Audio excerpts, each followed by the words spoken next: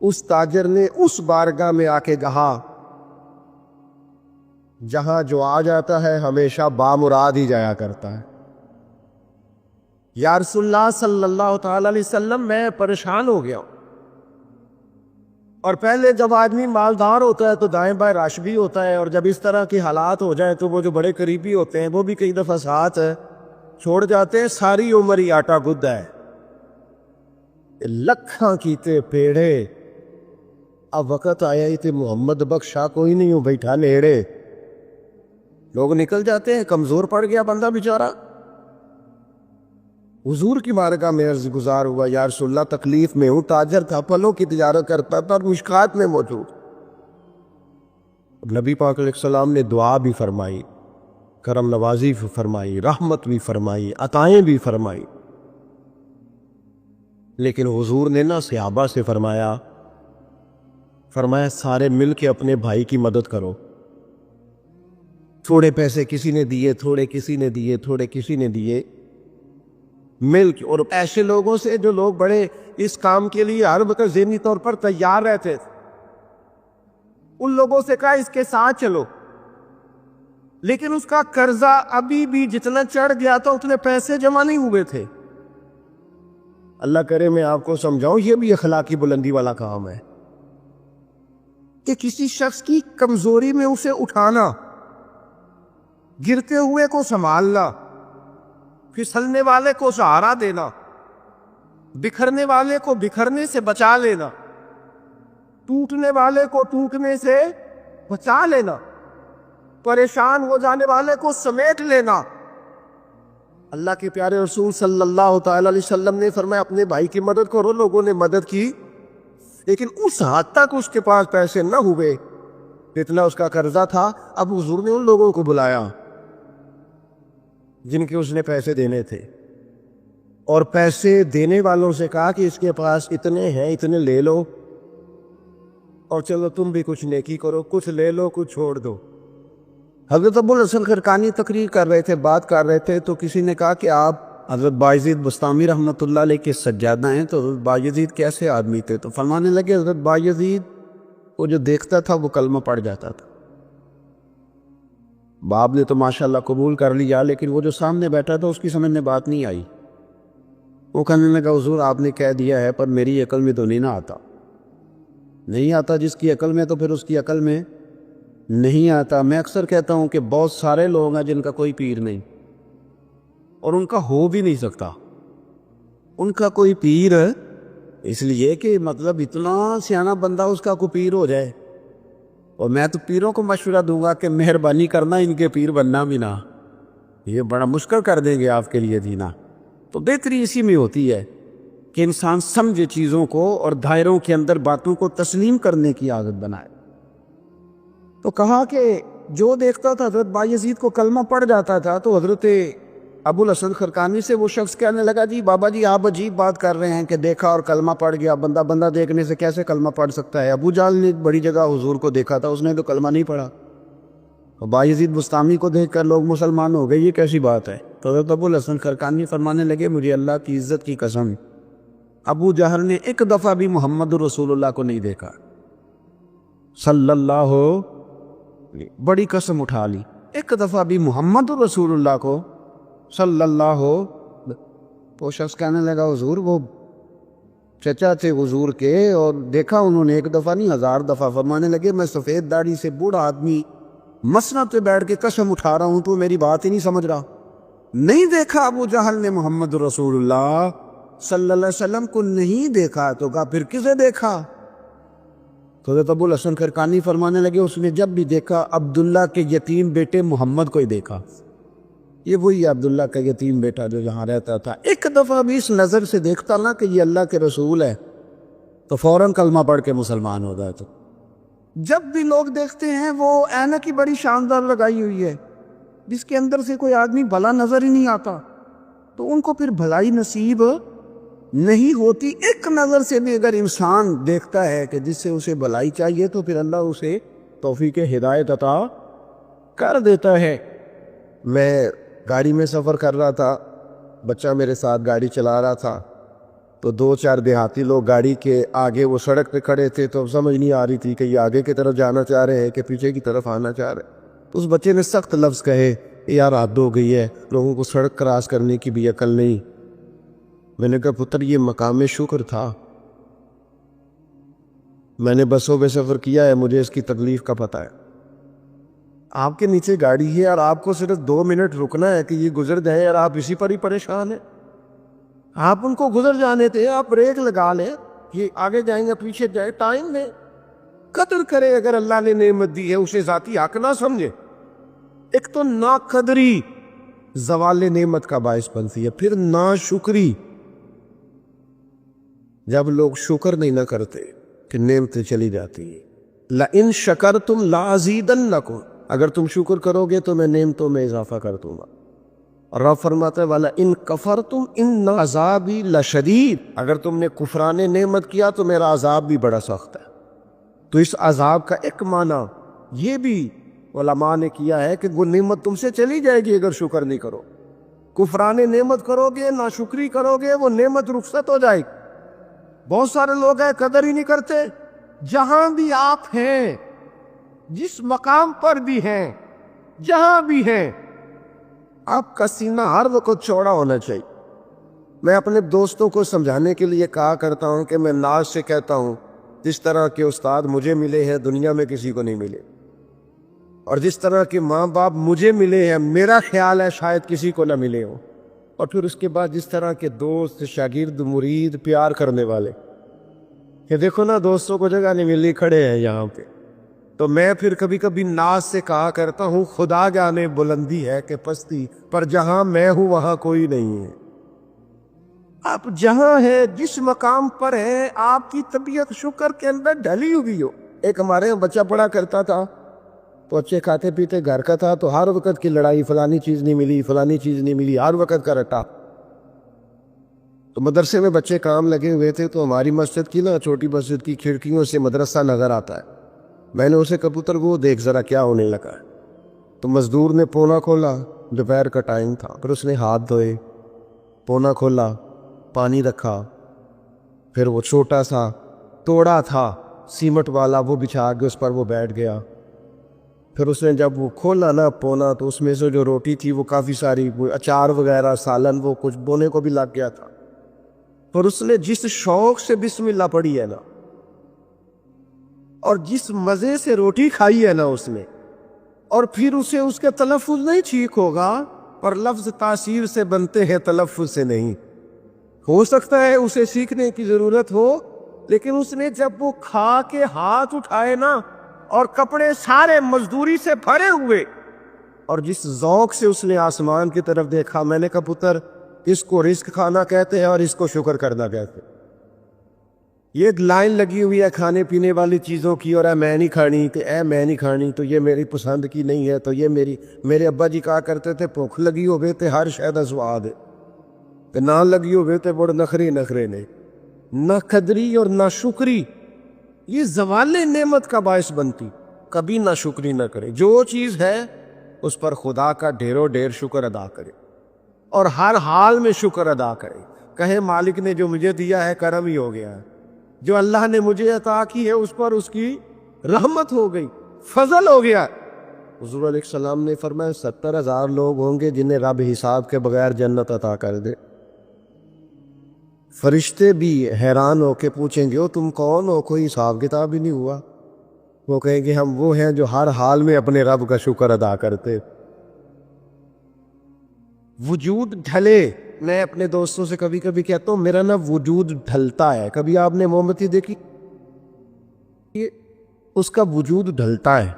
ایک درویش نے کہا ہے وہ اس لیے ڈھلتا ہے کہ وہ سمجھتی ہے میرے اوپر روشنی ہے، اس روشنی کی وجہ سے وہ ڈھلتی جاتی ہے، جو نعمت بڑی ہے، میرے اوپر نور ہے، لہذا وہ شکر میں ساری ڈھل جاتی ہے، ملیا میٹ ہو جاتی ہے۔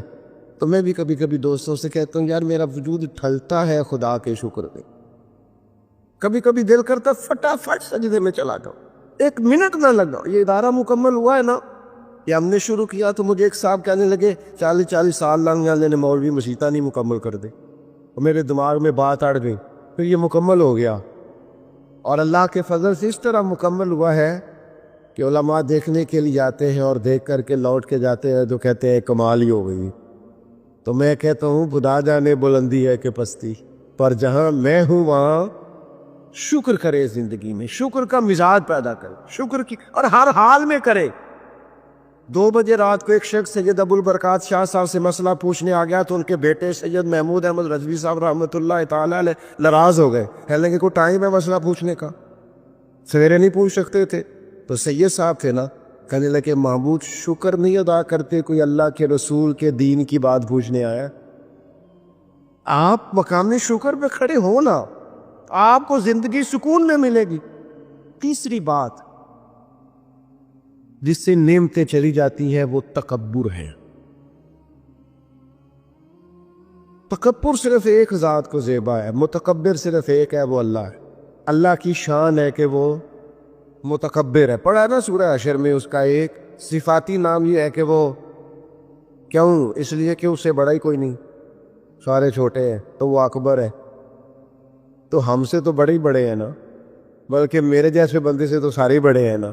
اب کرنا کیا ہے؟ عاجزی. نعمتیں ملے تو بندے میں عاجزی آئے. وہ یہ نہ کہتا پھر شکر ہے جی اللہ کا بڑا فضل ہے جی، 300 بندے کو رمضان میں راشن بانٹتا ہوں، شکر ہے اللہ کا جی، غریبوں کی مدد کرتا ہوں، میں نے جی ساری زندگی بہن بھائیوں کا بڑا. یہ شکر نہیں کر رہے آپ، یہ آپ بڑھوتری بیان کر رہے، تکبر نہیں. پھر سارے لوگ ہیں جن کے پاس پیسہ آیا رویہ بدل گیا، اقتدار آیا رویہ بدل گیا، 4 دن تازگی آئی رویہ بدل گیا، حالات بدل گئے. اگر آپ ناراض نہ ہوں تو جب تک دکھ تھے تسبیح بھی چل رہی تھی، جب تک تکلیف تھی سجدے بھی ہو رہے تھے. آسانی ہوئی ہے تو سب بھول گئے، یاد ہی نہیں رہا. میرے عزیزو یاد رکھنا کہ تکبر نہیں، اللہ کی نعمت پر کبھی تکبر نہیں، ہمیشہ عاجزی، جھک جانا. بڑی سادی مثال ہے اور سب کو یاد ہے. درخت کو پھل لگ جائے تو ٹہنیاں جھک جاتی ہے، اور جھکنے کا مطلب یہ ہوتا ہے کہ پھل لگا ہوا ہے. اور اگر درخت کھڑا ہو، ٹہنیاں بھی کھڑی ہو، اکڑی ہوئی ہو، تو اس کا مطلب یہ ہے کہ پھل کوئی نہیں. جو بندہ آپ کو جھکا ہوا ملے نا، عاجزی کرتا ملے، سمجھو پھلدار ہے. لیکن اگر تکبر ہی تکبر نظر آئے معاذ اللہ، تو پھر اس کا معنی یہ ہے کہ اس نے اپنے آپ کو پھلدار نہیں سمجھا. قارون حضرت موسیٰ علیہ السلام کے زمانے کا مالدار ہے، لوگ رشک کرتے تھے اس کے پیسوں پر، اور ایسا مالدار کہ جس کے خزانوں کی چابیاں اونٹ اٹھایا کرتے تھے. پیسہ ہی پیسہ. حضرت موسیٰ علیہ السلام نے کہا زکوٰۃ دو، کہنے لگا اب آپ نے معاذ اللہ پیسے بھی لینے شروع کر دی. یہ بڑا مسئلہ ہوتا ہے نا بعض لوگوں. تو بہت سارے لوگ اس کے آنے جانے پر رشک کرتے تھے، لیکن پھر تکبر کیا نا اس نے، نعمت پر شکر کی بجائے تکبر کیا نا، تو اللہ نے زمین کو حکم دیا، رب کریم نے اسے زمین میں مال اور خزانے سمیت دھسا دیا، زمین میں غرق ہو گیا. کیوں؟ کہ اللہ کی نعمت میں متکبر ہے. اگر عاجزی ہو جائے انکساری، اور یار روب اور دبدبا تو حضرت عمر کا تھا نا. 24 لاکھ مربع میل پہ حکومت تھی، دنیا ڈرتی تھی، امن تھا. عمر ہوتی تھی دنیا میں، اور عمر باغ میں کھڑے ہو کے کہتے تھے اچھا خطاب کا بیٹا اور امیر المومنین ہوں، اچھا اب تو امیر بن گیا ہے. یاد رکھنا، خود اپنے آپ سے خطاب کر، یاد رکھنا صحیح چلنا، ورنہ قیامت میں رب کا سامنا نہیں کر سکے گا. تو اپنے آپ سے خود احتسابی. تکبر سے نعمتیں چلی جاتی، زوال نعمت ہوتا. ایک خاتون ہے بڑی نیک، تاریخ میں گزری ہیں، تو وہ کہتی ہیں کہ میں ایک جگہ بیاہ ہی گئی، میری پہلی شادی ہوئی ایک جگہ پہ، تو دروازے پہ کوئی بھیک مانگنے والا آیا اور اس کی حالت بڑی خستہ تھی. تو میرے شوہر نے نا اسے ڈانٹ دیا. میں نے اپنے شوہر سے کہا اللہ کا ہم پر فضل ہے اور اس کی حالت بڑی پتلی ہے، لگتا ہے کئی دنوں سے روٹی نہیں کھائی، تو 4 پیسے دے دیں تو حرج کیا ہے؟ کہنے لگا قطن نہیں. میں نے منع کر دیا تو ختم ہوگی بات. تو بی بی کہتی ہے میرے پاس اپنے ذاتی پیسے بھی پڑے ہوئے تھے جو میکے کی طرف سے مجھے ملے تھے، تو ذرا میرا خامد سائڈ پہ ہوا تو میں نے نظر بچا کے نا اس فقیر کو 4 پیسے دے دیے، چونکہ زیادہ ہی اس کی حالت بگڑی ہوئی تھی. تو کہتی میں پیچھے پلٹی تو شوہر پیچھے کھڑا تھا، اس جرم میں کہ میں نے ایک فقیر کو بغیر اجازت پیسے دیے، اس نے مجھے طلاق دے دی. کہتے ہیں بڑی تکلیف میں تھی اور اپنے دل میں سوچتی تھی مالک میں نے تو تیرا بندہ جان کے اس کی مدد کی ہے اور مجھے یہ سزا ملی ہے. فرماتی ہیں عدت گزر گئی، میرا والد پریشان تھا، پھر ایک رشتہ آیا، میرا نکاح ہو گیا، لیکن اللہ نے مجھے اتنا اچھا شوہر دیا، اتنا نیک شوہر دیا، اتنا کمال آدمی۔ فَإِنَّ مَعَ الْعُسْرِ يُسْرًا إِنَّ مَعَ الْعُسْرِ يُسْرًا، مشکل کے بعد اللہ آسانی دیتا۔ کمال شوہر اللہ نے مجھے دیا، نیک، صالح، محبت کرنے والا۔ فرماتی ہے اسی طرح میں ایک دن اپنے شوہر کے ساتھ بیٹھی تھی، دروازے پہ دستک ہوئی تو میں شوق میں اٹھی، اپنے شوہر سے کہا میں دے کے آؤں؟ فقیر کو کہنے لگا جتنا مرضی دے دو۔ کہتے ہیں دروازے پہ گئی تو میری چیخ نکل گئی، اس لیے کہ دروازے پہ جو مانگنے آیا وہ میرا پہلا شوہر تھا۔ بے پرواہی ویک سجن دی جتھے کسے دی پیش نہ جاوے، انہیں مالاں والے در در رولے تے منگتے تخت بٹھاوے، وہ سجنا ہو کسے نو کارا مل دئی، کوئی کعبے ہو خالی آوے۔ وہ میرا پہلا شوہر دروازے، کہتے وہ بھی تڑپ گیا۔ کل تک تکبر تھا، غرور تھا کہ ہم مالدار ہیں، ہم کسی غریب کو کیا دے، لیکن آج یہ حال ہے کہ وہ خود دروازہ دروازہ بھیک مانگ رہا تھا۔ نہ قدری، نہ شکری، تکبر، یہ زوال نعمت کا باعث بنتا۔ انسان کے پاس سے نعمت رخصت ہونے لگ جاتی۔ ایک چوتھی بات جو زوال نعمت کا باعث بنتی ہے وہ یہ ہوتی ہے کہ اللہ کی نعمت کو صرف اپنا حق سمجھ لینا۔ اللہ نے جو ہمیں دیا ہے نا وہ سارا ہمارا نہیں ہوتا، اس میں مسکین کا بھی حق ہوتا ہے، یتیم کا بھی حق ہوتا ہے، کمزور کا بھی حق ہوتا ہے، سائل کا بھی حق ہوتا ہے۔ سخت جملہ ہے پر چلو کوئی بات نہیں، کبھی کبھی کڑوی گولی سے بھی فرق پڑتا ہے۔ بعض لوگوں کو اللہ نعمت دیتا ہے وہ سانپ بن کے بیٹھ جاتے ہیں، وہ سمجھتے ہیں ہمارا حق ہے، اور کسی کو دے کے احسان جتلاتے ہیں۔ میں ایک محفل میں گیا تو مجھے کہنے لگے 2 عمرے کے ٹکٹ بھی ہم نے دینے ہیں تو آپ نکال کے دیں۔ میں کہا جنہوں دینے دے چپ کر کے دے دیو، یہ نہیں دیے جاتے۔ آپ نے اس کی فوٹو ہی بنانی ہے، کسی کو عمرہ کرا رہے ہو چپ کر کے دے دو، ختم ہو گئی بات۔ بچیوں کی، غریب بچیوں کی شادی کرانی ہے تو وہ ساری لائنوں میں بنا کے تصویریں بنانے کی کیا ضرورت؟ آپ سانپ بن کر نہ بیٹھیں۔ اللہ نے جو نعمت دی ہے، اور مشکات میں حدیث ہے، حضور علیہ السلام نے فرمایا رب تمہیں جو رزق دیتا ہے تمہارے ضعیف اور کمزور لوگوں کی برکت سے عطا کرتا ہے، تو ان کی برکت سے تو تمہیں مل رہا ہے، اور تم تکبر کرتے جا رہے ہو، غرور کر رہے ہو، اور تم کہتے ہو نہیں یہ میرا حق تھا۔ حق نہیں تھا بھائی، خدا نے اپنے فضل سے عطا کیا۔ اچھا پھر کچھ بندے بھول ہی جاتے ہیں، گاؤں سے آ کر پڑھنے والے بھول ہی گئے کہ کس کی ماں نے کتنا زیور بیچا تھا۔ وہ جدی پشتی امیر بن جاتے، وہ کہتے ہو نہیں جی اللہ دا فضل ہے جی، دادا جی دی بھی بڑی گل سی۔ بھائی دادا جی دی گل صرف زمین نہ ہوندی ہے؟ ویسے آپ ایک اچھا انسان کا جھوٹ کیوں بولتے ہیں؟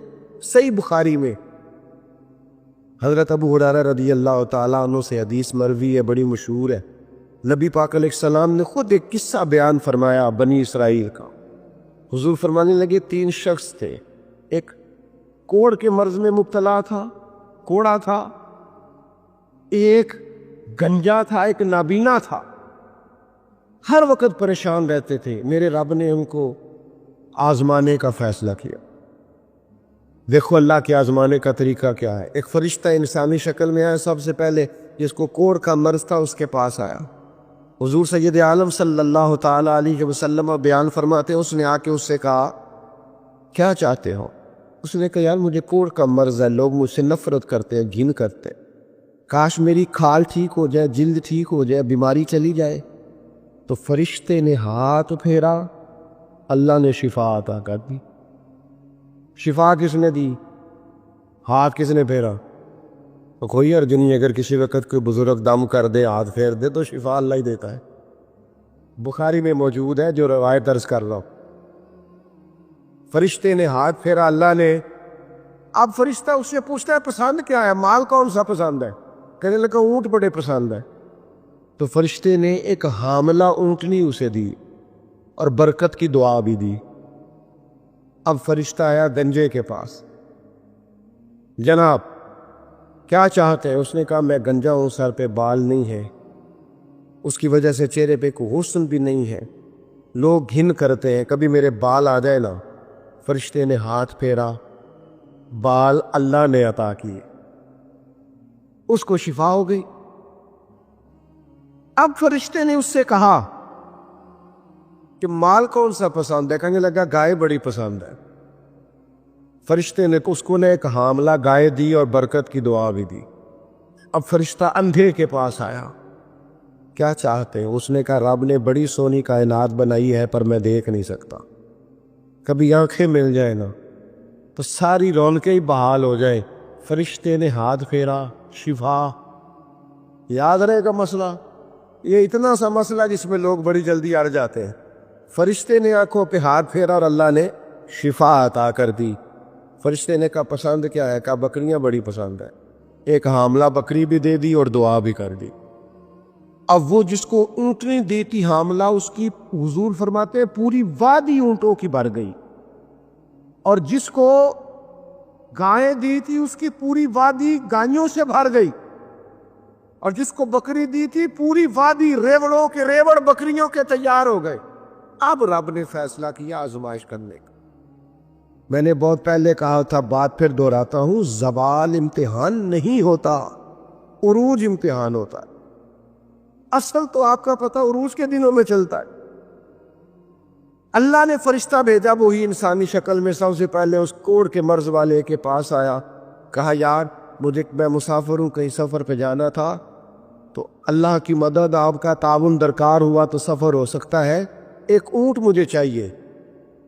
تو اس نے وہی بات کی جو کئی امیر لوگ کرتے ہیں، یہ صحیح بخاری میں موجود۔ کہنے لگا یار میرے ذمے تو حقوق ہی بڑے ہیں، سادہ ترجمہ کریے، میرے تے خرچے ہی بڑے لے لی تو کی دسی، ادھر بھی جا رہا ہے، ادھر بھی، اے بھی آسمان میں تمہیں ہے، اے بھی میں، اتنے خرچے ہیں میرے، یہ بھی کرنا ہے وہاں بھی کرنا ہے۔ اس نے وہی بات سنائی تو وہ فرشتہ کہنے لگا تو پہلے کوڑی نہیں تھا؟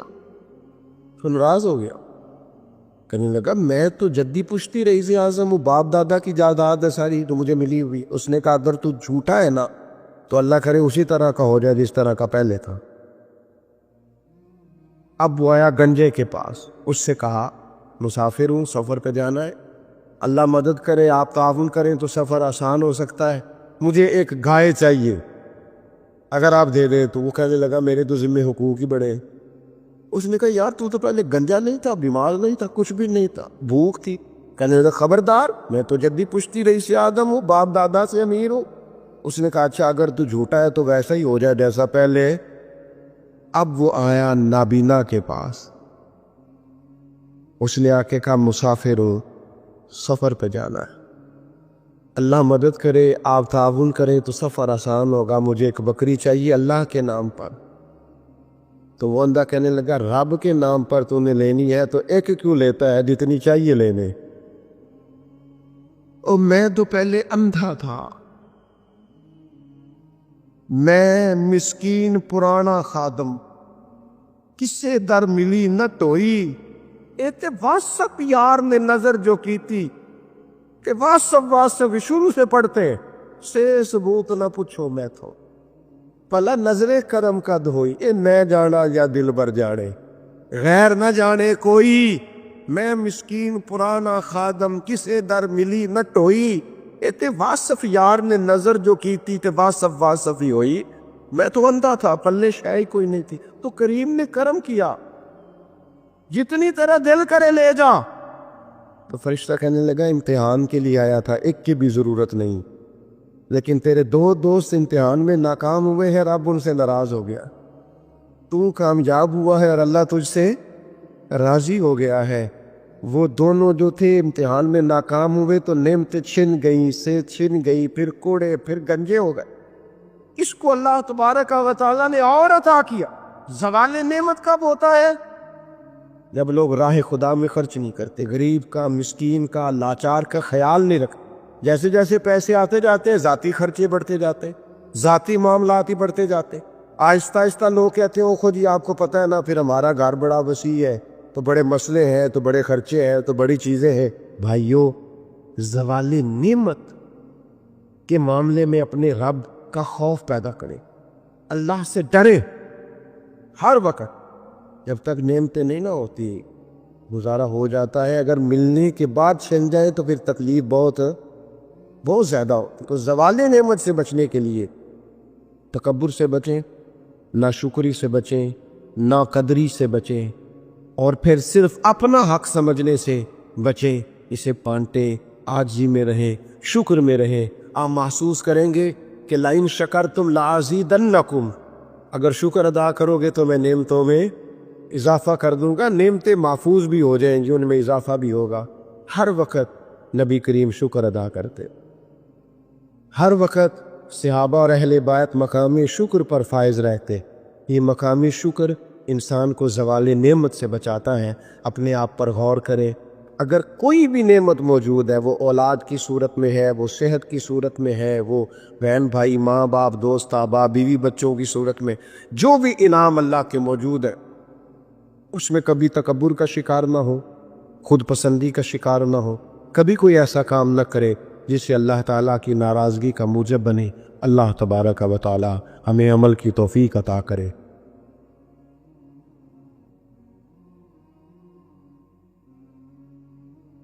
میرے رسول کریم سید عالم صلی اللہ علیہ وسلم اپنے غلاموں پہ کرم فرماتے۔ شاہ ولی اللہ محدث دہلوی ہندوستان میں جتنے مکاتب فکر ہیں سب کے متفقہ پیشوا شاہ ولی اللہ، جو بھی کسی مکتبہ فکر سے تعلق رکھتا ہے شاہ ولی اللہ صاحب سے اس کا سلسلہ حدیث ملتا ہے۔ شاہ ولی اللہ صاحب کہتے ہیں میرے ابا جی شاہ عبد الرحیم محدث دہلوی بیمار ہو گئے، ساری زندگی نبی پاک کا دین پڑھایا، ساری زندگی حضور کے فرمان سے لوگوں کو آگاہ کیا، قرآن و سنت کا درس دیا، فالج ہو گیا، لوگ باتیں کرنے لگے۔ کہتے ہیں میرے والد صاحب کہتے ہیں میں رونے لگا کہ یا رسول اللہ میں کسی اور کا تو نہیں، میں تو آپ کا ہوں، نظر کرم ہونی چاہیے۔ فرماتے ہیں میرے والد گرامی کہ اچانک میرے گھر میں روشنی پھیلنے لگی، خوشبو آنے لگی، اور میرے استاد گرامی شاہ عبد العزیز محدث دہلوی خواب میں آئے، کہنے لگے عبد الرحیم یہ چارپائی سیدھی کر، جس طرف تیری چارپائی کے پیر ہے یہ دروازہ اس طرف کھلتا ہے، جلدی سے سائڈ بدل۔ کہتے ہیں میں نے فٹافٹ شاگردوں سے کہا سائڈ بدل دی۔ میں نے کہا استاد جی کیا ہونے لگا ہے؟ کہنے لگے تیرے گھر میں رسول اللہ تشریف لا رہے ہیں، نبی پاک کی جلوہ فرمائی کا وقت ہے۔ انفاس العارفین میں شاہ ولی اللہ میں نے اس آدمی کی بات چھیڑی ہے جو سب کے متفقہ ہے۔ کہتے ہیں اندر آئے، نور آیا، روشنی آئی، خوشبو آئی۔ شاہ عبد الرحیم صاحب کہتے ہیں میں کیا دیکھتا ہوں، مصطفیٰ کریم آئے ہیں، ایک طرف ابو بکر صدیق ہے، دوسری جانب مولا علی شیر خدا ہے۔ فرماتے حضور تشریف لائے، اپنا کوئی ملے تو دکھ سارے یاد آ جاتے ہیں۔ کہتے ہیں وہ بیماری کا دکھ، ایک تنہائی، ایک غربت، ایک بیماری، ایک بڑھاپا، ایک لوگوں کے تانے، حضور کو دیکھا نا تو میرے آنسو دریا کی طرح بہے۔ کہتے ہیں رسول پاک میرے قریب آئے، میں فالج زدہ تھا، اٹھ نہیں سکتا تھا، چارپائی پہ بیٹھے بیٹھے میں نے حضور کے سینے پہ سر رکھ دیا اور رونے لگا، میرے آنسو حضور کے کرتے پہ گرنے لگے۔ کہتے ہیں نبی پاک کی داڑھی مبارک میرے چہرے سے لگنے لگی۔ اتنی تسلی دی محبوب نے، اتنی تسلی دی کہ فرماتے اگلے پچھلے سارے غم ہی میں بھول گیا، مجھے لگا کہ دنیا کا خوش قسمت خوش نصیب شخص میں ہوں اور مجھے فرشتے جن اور انسان سلامی دینے آ رہے۔ شاہ عبد الرحیم صاحب کہتے جہاں جہاں درد تھی نبی پاک نے دستے شفا پھیرنا شروع کیا۔ کہتے ہاتھ حضور کا لگتا گیا، شفائے اللہ عطا فرماتا گیا۔ فرماتے شفائیں دوڑ گئی، خوشبوئیں پھیل گئی، طاقتیں آ گئی۔ فرماتے حضور نے تھبکی دی، کہا بس کر دے، میں آج ہو گیا ہوں، میں آج ہو گیا ہوں۔ تسلی دی مصطفیٰ کریم، تسلی۔ خواب میری وچ آیا ماہی، میں او دے گل وچ پا لئیاں باواں، پھر ڈر دی ماری اکھ بھی نہ کھولا کتے پھر وچھڑ نہ جاواں۔ چر ہویا مینوں ترلے لیندے آ، کدی موڑ میرے ول واگاں۔ خواب میری وچ ایک وار دیا میں ساری عمر نہ جاگا۔ کا نبی پاک بس کرنا آ جو گیا ہو. کہتے میرا دل کیا کہ حضور جا رہے ہیں تو کوئی تحفہ ہی عطا کر دے. اور پھر دل کیا کہ کبھی حضور اپنی داڑھی کے 2 بال مبارک منہ مبارک دیتے تو میرے نصیب چمک جائے. کہتے میرے دل میں خیال تھا، قربان جاؤں میرے رسول پاک نے یوں داڑھی پہ ہاتھ پھیرا اور 2 منہ مبارک اتارے، فرمایا چل یار فکر نہ کر، تو رکھ لے. کہتے حضور نے مجھے دیے، اللہ کے حبیب جانے لگے، دروازے تک پہنچے تو میں نے اپنی چارپائی کو ٹٹولا تو بال ہی نہیں. میرے دل میں خیال آیا منہ مبارک کہاں گئے. کہتے نبی پاک نے رخ پھیرا اور حضور نے فرمایا تکیہ اٹھا کے دیکھ، میں نے تیرے تکیے کے نیچے رکھ دیے. تکیہ اٹھا کے دیکھ. فرماتے حضور چلے گئے. سویرے چنگا بھلا اٹھ کے چلنے لگا تو لوگ کہنے لگے یہ کرشمہ کیسے ہوا. میں نے کہا اس نے شفا دی ہے، جو شفا دینے والے کا محبوب ہے، جو شفا دینے والے کا حضور علیہ السلام کا دست مبارک پھرا ہے، شفا ہو گئی. اور میں نے کہا دلیل یہ ہے کہ مصطفیٰ یہ اپنے 2 بال مبارک بھی دے گئے. اعتراض کرنے والے فوراً کان کھڑے ہو گئے. عقل کو تنقید سے فرصت نہیں، عشق پر ایمان کی بنیاد رکھ. کہنے لگے یہ واقعی حضور کے 3 آ گئے. کہنے لگے واقعی. میں نے کہا جاؤ دھوپ میں لے کے جاؤ. کہتے وہ تینوں لے کے گئے. جب کمرے سے نکلے تو بادل کے ٹکڑے نے آ کے سایہ کر دیا. بادل کا ٹکڑا سایہ کرتا ہے. ایک مان گیا، 2 کہنے لگے جی اچانک ہو گیا. میں نے کہا دوبارہ جاؤ، 1 بار نہیں، 2 بار نہیں، 100 بار جاؤ. میں رسول اللہ کا نوکر ہوں، میں نوکری کر کے کھاتا ہوں، جھوٹ بول کے نہیں کھاتا. میں حضور کے نام پہ جھوٹ بولوں گا؟ اور جس کو نوکری کرنے سے وہ راضی راضی کے دے، اسے جھوٹ بولنے کی کیا ضرورت ہے. فرمایا وہ دوسری بار گئے، سایہ پھر ہوا، آ کے میرے قدموں سے لگ گئے، کہنے لگے آپ بالکل ہی سچ کہہ رہے ہیں. ایک اور جماعت آ گئی، کہنے لگے ہمیں بھی زیارت کرائیں. میں نے تالے میں رکھے ہوئے تھے، تالا کھولتا ہوں تو کھلتا ہی نہیں، کھولتا ہوں تو کھلتا ہی نہیں. کہنے لگے شاہ جی خیر تو ہے، کیوں نہیں کھلتا؟ تو میں نے نظر ڈالی. میں نے کہا تم میں کوئی ایسا تو نہیں جس پہ غسل فرض ہو؟ غسل فرض ہو. ایک بندہ گردن جھکا کہنے لگا حضرت غلطی ہو گئی، میں فٹافٹ آ گیا نا، آ نہیں سکا. میں چل نکل مجمع سے. جو رب اپنے محبوب کے وجود پر مکھی نہیں بیٹھنے دیتا، جس نے محبوب کا سایہ نہیں بنایا کہ کسی کا پیر نہ آ جائے، وہ محبوب کے منہ مبارک کے قریب ناپاک آدمی کو آنے دے گا؟ نکل. کہتے ہیں مجمع سے نکلا، میں نے چابی لگائی تو تالا فوراً ہی کھل گیا. واللہ وہ سن لیں گے، فریاد کو پہنچیں گے ہم. اتنا تو ہو کوئی فریاد کرے دل سے.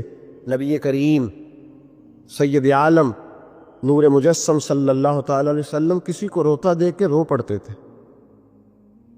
کسی کو روتا دیکھ. حضرت ابوبکر صدیق رضی اللہ تعالیٰ عنہ ارشاد فرماتے ہیں میں حضور کے ساتھ تھا. ایک میدان سے ہم گزر رہے تھے تو ساتھ ہی ایک باغ تھا، وہاں بڑا رش تھا، لوگ بڑے اکٹھے تھے، بہت سارے لوگ جمع تھے. نبی پاک صلی اللہ علیہ وسلم نے فرمایا ابو بکر پتہ کرو کیا ہوا. جناب صدیق اکبر رضی اللہ تعالیٰ عنہ تشریف لائے اور واپس جا کے عرض کرنے لگے یا رسول اللہ صلی اللہ تعالی علیہ وسلم ایک اونٹ پاگل ہو گیا، لوگوں کو کاٹ رہا ہے، لوگ اس کو گرفتار کرنے کی کوشش کر رہے ہیں، کسی کے ہاتھ میں ڈنڈا ہے، کسی کے ہاتھ میں رسہ ہے، کسی کے ہاتھ میں نیزہ، ابو نہیں یار. نبی پاک صلی اللہ علیہ وسلم نے فرمایا چلو میں چلتا ہوں. حضرت صدیق اکبر عرض کرنے لگے یا رسول اللہ صلی اللہ علیہ وسلم وہ پاگل ہو گیا، وہ کاٹتا پھر رہا ہے، آپ مہربانی کریں، وہ تکلیف دے گا. فرمایا ابو بکر مجھے جانے دو. جناب صدیق اکبر فرماتے ہیں نبی پاک صلی اللہ علیہ وسلم تشریف لائے اور حضور جیسے ہی کھڑے ہوئے نا، اونٹ حضور کی طرف بھاگا نبی پاک کی طرف لپکا وہ، میں بھی ڈرنے لگا، جتنے لوگ تھے پریشان ہونے لگے، دوڑا آیا اونٹ، ہم سب پریشان تھے لیکن محبوب کے چہرے پر بڑا ہی اطمینان تھا۔ فرماتے اونٹ دوڑا آیا اور سیدھا آ کے اس نے حضور کے قدموں پہ سجدہ کیا، اور جناب صدیق اکبر فرماتے ہیں اس نے حضور کے کان میں کچھ کہا تو نبی پاک کی آنکھوں میں آنسو آ گئے۔ کس کے دکھ پر؟ او بھائی غور تو کرو، اس بات کو سمجھو تو صحیح، تو جیتے جاگتے ہنستے کھیلتے انسان کے دکھ پر پریشان نہیں ہوتا، تو مسلمان پڑوسی ساتھ رہنے والا، بلنے والا، بسنے والا، اس کی جوانی لڑک پن بڑھاپا تو نے آنکھوں میں دیکھا، تجھے اس کے دکھ پر پریشانی نہیں ہوتی۔ اور ایک اونٹ کان میں بولا، اس کیفیت کو سمجھ تو صحیح یار، اس رنگ کو محسوس تو کرو مہربانی اہل زمین پر، خدا مہرباں ہوگا عرش بری پر۔ کہ کان میں کچھ کہا، حضور رو پڑے، پھر محبوب نے فرمایا رسی لاؤ۔ مالک رسی لایا تو حضور نے اس کے ناک میں نکیل ڈالی، اس نے خاموشی سے ڈلوا لی۔ حضور نے اس کے ہاتھ میں دیا اور فرمایا تو کہتا ہے پاگل ہو گیا؟ وہ شکایت کر رہا ہے کہ حضور گرمی میں تپ جاتا ہوں پر پانی کا گھونٹ نہیں دیتا۔ یا رسول اللہ صلی اللہ علیہ وسلم یہ میری طاقت سے زیادہ مجھ پر بوجھ رکھتا ہے، محبوبہ میں تیرے سوا کس کو دکھ بتاؤں؟ کام زیادہ لیتا ہے، چارہ کم ڈالتا ہے۔ او بھائی، میرے محبوب پاک سید عالم صلی اللہ علیہ وسلم نے ہمیں جو مزاج عطا فرمایا وہ تو اس طرح کا ہے کہ جانور کو بھی دکھ ہو تو محبوب پاک کو تکلیف ہوتی ہے۔ صحابہ فرماتے ہیں کہ دو آدمی گھوڑے پہ بیٹھے تھے، غور کرنا میری بات پر، دو آدمی گھوڑے پہ بیٹھے، ادھر سے آ رہا ہے کدھر سے جا رہا ہے، رستے میں ملاقات ہوگی تو گھوڑوں پہ بیٹھے آپس میں باتیں کر رہے، شروع نہیں کر دیتے گفتگو لوگ۔ ہمارے زمانے میں تو کوئی بندہ تھوڑا تگڑا ہو، وہ کار پہ آ رہا ہو، جیسے کہ دوسرا چودھری کار پہ آ جائے تو ساری سڑک بھی بلاک ہو جائے تو کہنا نہیں کوئی آگ بجھانی دے جا کے، تو نہیں پتا دو چودھری کھلوتے میں انتظار کرو، ٹھہر جاؤ، تمہیں نہیں پتا کہ ہم شیخ صاحب ہیں، کل ہی تو کار نہیں خریدی یا تم کیا تو رستہ دے دو، یہ کیسے ہو سکتا ہے؟ اور میں نے بڑے بڑے عجیب لوگ آنکھوں سے دیکھے، بڑے عجیب لوگ شیشہ کھول کے گاڑی کا کہیں گے ٹھہر جا کو جلدی ہے، بھائی تو سارا عام پہ کھڑا ہے اور تجھے رستہ کھولنا تیری ذمہ داری کا حصہ ہے، لیکن وہ کہتا ہے کہ یہ 4 فٹ میں آپ سے ڈی، تو کیسے کہتا ہے کہ رستہ؟ یہ جو خوبصورت مزاج قومیں ہوتی ہیں ان کا یہ رویہ نہیں ہوتا کہ جہاں طبیعت چاہے، جہاں جس طرح اس کا دل چاہے وہ کرے۔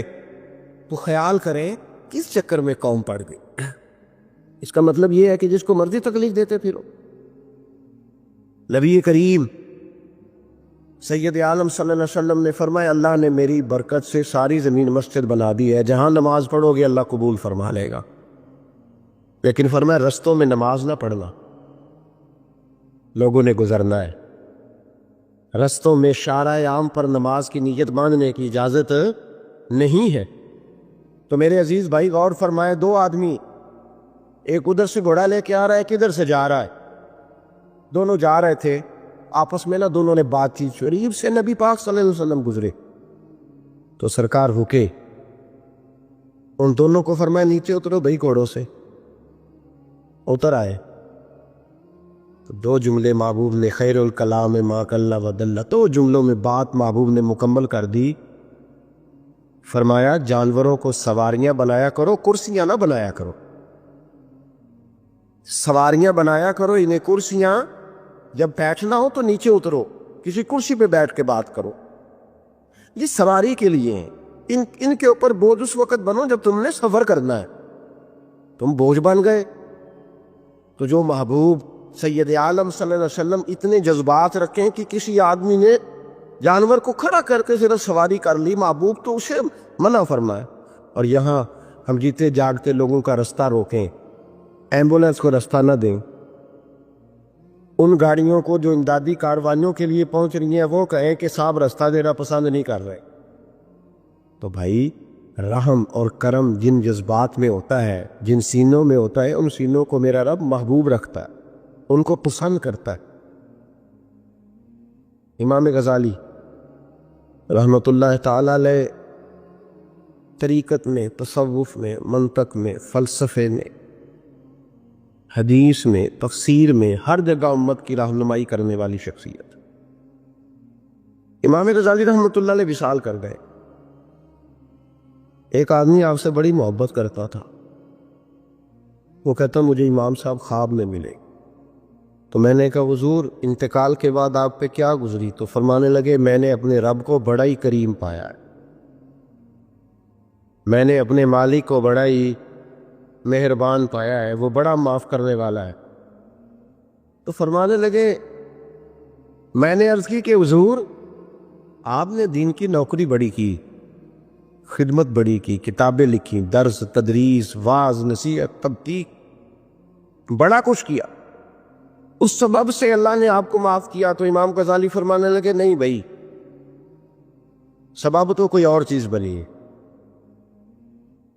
کہ وہ کیا؟ تو امام صاحب فرمانے لگے میں ایک دن تحریر لکھ رہا تھا تو اپنا قلم میں نے سیاہی میں ڈبویا، گرمی بڑی شدید تھی، جب اس قلم کو میں لکھنے کے لیے اٹھا رہا تھا نا تو ایک مکھی آ کے بیٹھ گئی اور وہ سیاہی چوسنے لگی۔ میرے دل میں خیال آیا بیچاری پیاسی ہے، چلو اچھے طریقے سے چوس لینا، جس کی گرمی تھوڑی ٹھنڈی ہو جائے تو میں دوبارہ سے سیاہی لگا لوں گا۔